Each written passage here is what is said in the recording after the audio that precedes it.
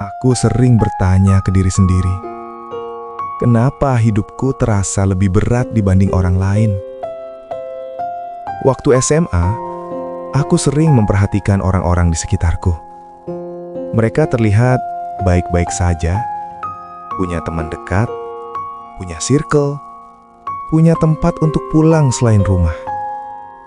Mereka tertawa bareng, cerita bareng, selalu ada seseorang di samping mereka. Dan aku cuma sendiri. Aku mulai bertanya-tanya, apa yang salah dengan diriku? Apa aku kurang seru? Apa aku terlalu pendiam? Atau aku memang bukan tipe orang yang disukai?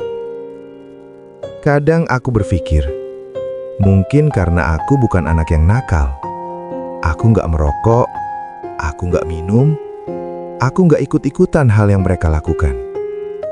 Tapi bukannya itu hal yang baik? Kenapa justru aku yang merasa sendirian? Kenapa rasanya dunia seperti menjauh dariku? Aku pernah mencoba untuk berubah, mencoba lebih terbuka, mencoba mendekati orang lain, tapi tetap saja rasanya ada jarak. Seolah-olah aku selalu ada di luar lingkaran itu, melihat, tapi tidak pernah benar-benar masuk. Dan lama-lama, aku capek.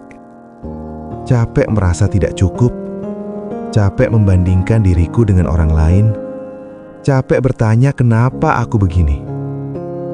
Sampai suatu saat, aku mulai sadar sesuatu. Mungkin bukan aku yang salah. Mungkin aku hanya berbeda. Dan tidak semua orang harus sama. Tidak semua orang harus punya banyak teman. Tidak semua orang harus hidup seperti yang terlihat normal. Mungkin aku hanya belum menemukan orang yang tepat. Atau mungkin aku memang sedang belajar untuk kuat sendiri. Dan sekarang, aku masih dalam proses itu. Masih belajar menerima diriku, masih belajar bahwa sendiri bukan berarti gagal.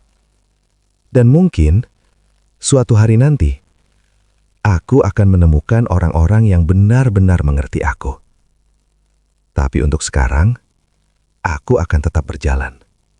Pelan-pelan, dengan caraku sendiri.